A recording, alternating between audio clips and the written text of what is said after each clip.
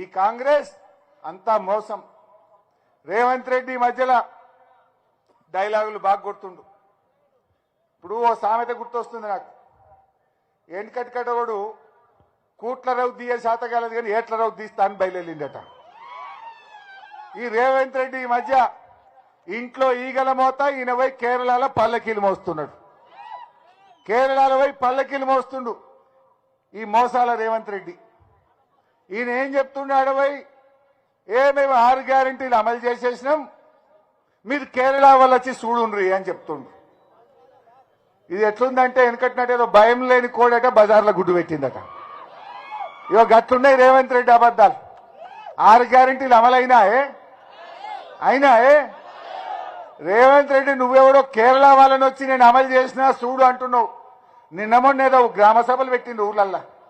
గ్రామ సభలల్లా మంత్రులకు ఎమ్మెల్యేలకు ప్రజలు చెమటలు పట్టించారు.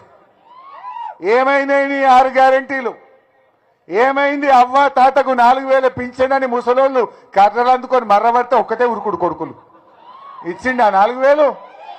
అదే మన కేసీఆర్ 200 పెన్షన్ 2000 చేస్తా అంటే బరాబర్ 2000 చేసిండు, ఇచ్చిండు.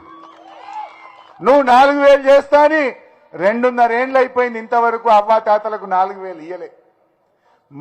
హామీల్లో మొట్టమొదటి హామీ ఈ అక్క చెల్లెళ్లకు నెలకు 2500 ఇస్తా అన్నాడు, ఇచ్చిండా? మొదటిది 2500 ఎగబెట్టిండు, లాస్ట్ది 4000 ఎగ్గొట్టిండు. నిరుద్యోగ యువకులకు 2 లక్షల ఉద్యోగాలు అన్నాడు, ఇచ్చినాడే? మొన్న అసెంబ్లీలో గల్లబట్టి అడిగినాం, అడిగితే లెక్క బయటపడ్డది 16,000 ఇచ్చినామని. 2.5 ఏళ్లలో 16,000 ఇచ్చిండు.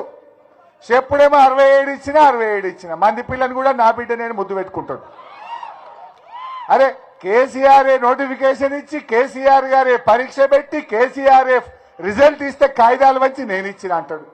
మొన్న అసెంబ్లీలో అడిగినాం, నీ కాంగ్రెస్ గవర్నమెంట్ వచ్చినాక నువ్వు నోటిఫికేషన్ ఇచ్చి నువ్వు పరీక్ష పెట్టి ఇచ్చిన ఉద్యోగాలు ఎన్ని అంటే 16,000 అని చెప్పిండు. సావు కబురు సల్లగా నల్లముఖమైంది. మొదటి ఏడాది 2 లక్షలను బిడ్డ ఏమైందిరా భయ్ అంటే ఇక సప్పులే. ఉద్యోగాల సంగతి చూస్తే గట్ల, 6 గ్యారెంటీలు చూస్తే గిట్ల. రైతు బంధు ఏమన్నాడు? రైతు బంధు అడిగితే 15,000 ఇస్తాం ఎకరాకన్నాడు. ఎన్నిసార్లు ఇచ్చిండే? వచ్చిందా? రేవంత్ రెడ్డి వచ్చినాక 4 రైతు బంధువులు రావాలి. 4 రైతు బంధువుల్లో ఒక్కటే బరాబర్ ఇచ్చిండు, 3 ఎగబెట్టిండు. ఓసారి 3 ఎకరాలకు ఇచ్చిండు, ఓసారి మొత్తానికే ఎగబెట్టిండు, మొన్న 1 ఎకరానికి వేసిండు. అంతేనా? అది కూడా చెప్పింది 15,000, వేసింది 6,000. అవునా కదా?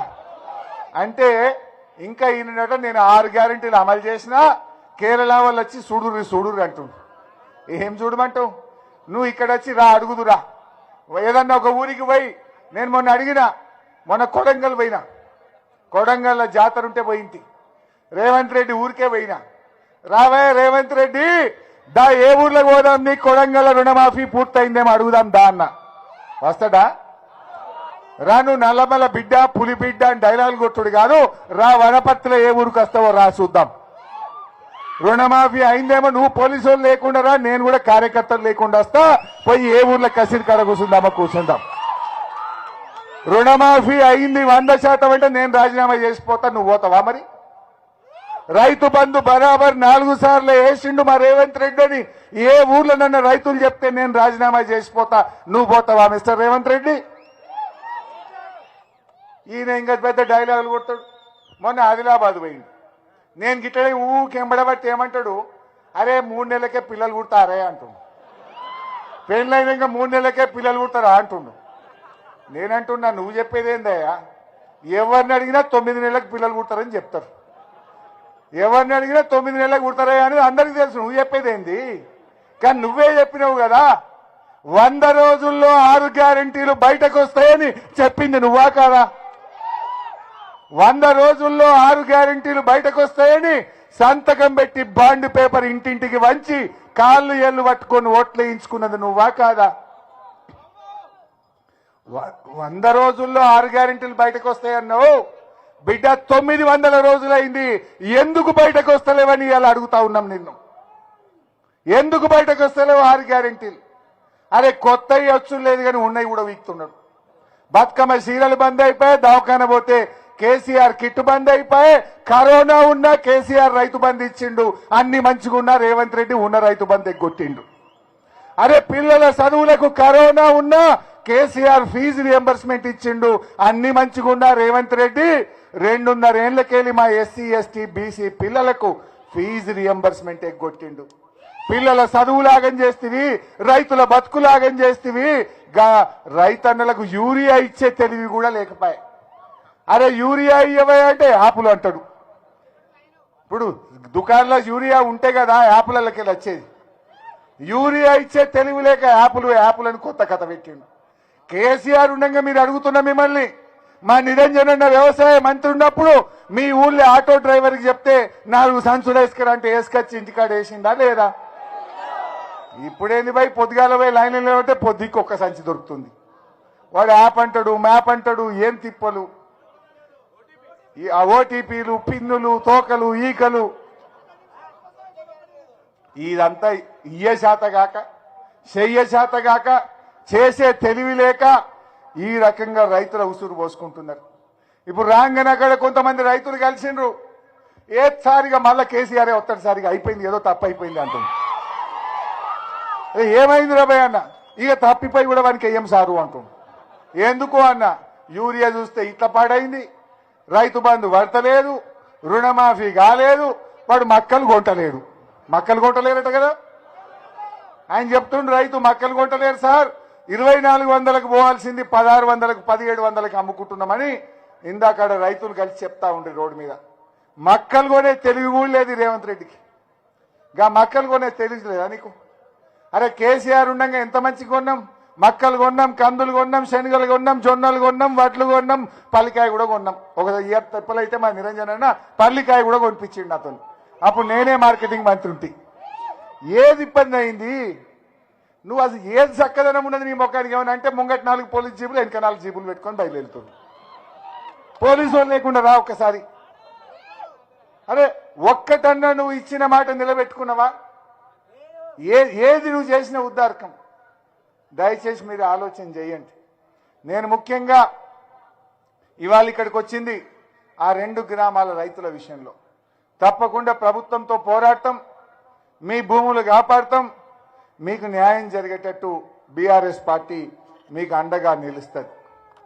అదేవిధంగా వనపర్తి, పానగల్, కోడేరు మండలాల చివరి ఆయకట్టుకు నీళ్లు రావడానికి ఆ రోజు మా హర్షవర్ధన్ రెడ్డి గారు, నిరంజన్ రెడ్డి గారు రామన్నగట్టు రిజర్వాయర్ అడగంగానే 50 కోట్లతోనే ఆ రోజు కేసీఆర్ గారు జీవో ఇచ్చిండ్రు. అది పూర్తి చేయి, వట్టిగా ఈ రిజర్వాయర్ పక్కకు ఇంకో రిజర్వాయర్ కట్టి ఊకే రైతులను ఎందుకు ఇబ్బంది పెడుతున్నావు?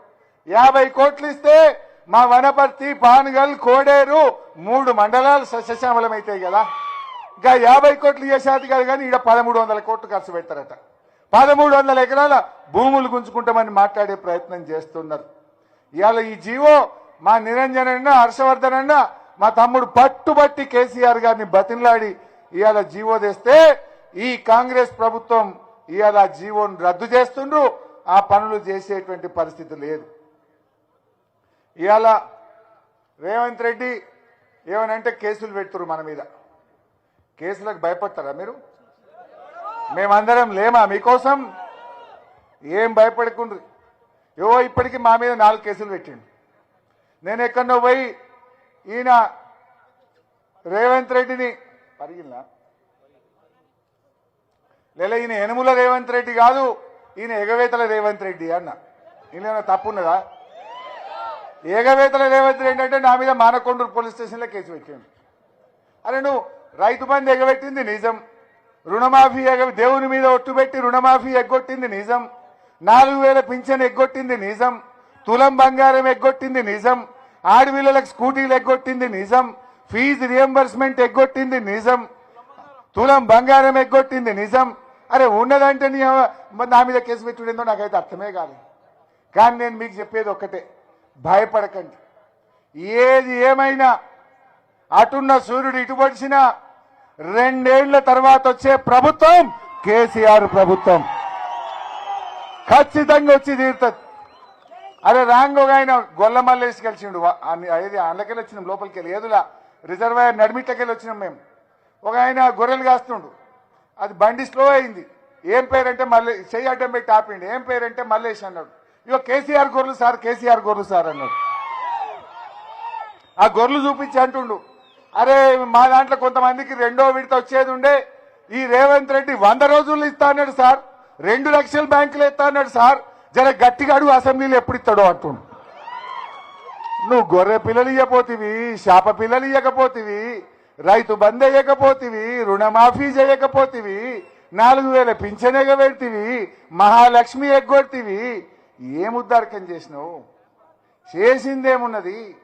అందుకే నీకెవ్వరు ఓటు వేయరు. రేవంత్ రెడ్డి పగటి కలలుగా అంటుండు నేను మళ్ళా గెలుస్తాను. నువ్వు మళ్ళా గెలుచుడు మాట దేవుడెరుగు.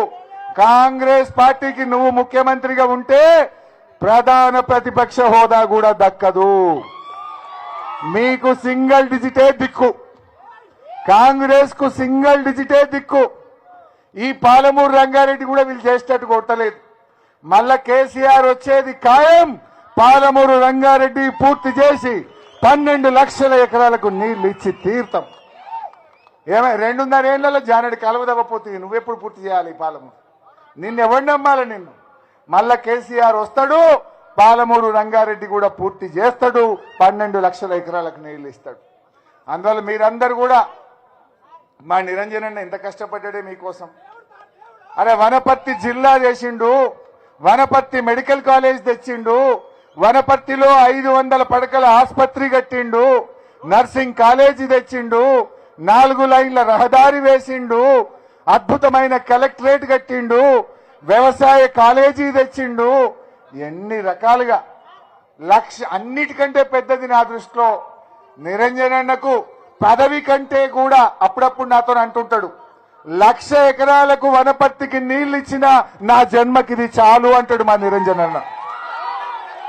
నా జీవితంలో చుక్క నీళ్లు లేని నా వనపర్తిలో కేసీఆర్ గారి ఆశీస్సులతో ఇటు గణపురం బుద్ధారం కెనాల్ పూర్తి చేసుకొని కాల్వకుర్తి కాల్వ ఎక్స్టెన్షన్ చేసి 1,00,000 ఎకరాలకు నీళ్లు ఇచ్చిన నా వనపర్తి ప్రజల రుణం తీర్చుకున్న నా జన్మకి ఇది చాలు అని మా నిరంజన్ అన్న ఎంతో తృప్తి పడతాడు, గర్వపడతా ఉంటాడు. అంత మంచి మనిషి నిరంజన్ రెడ్డి గారు.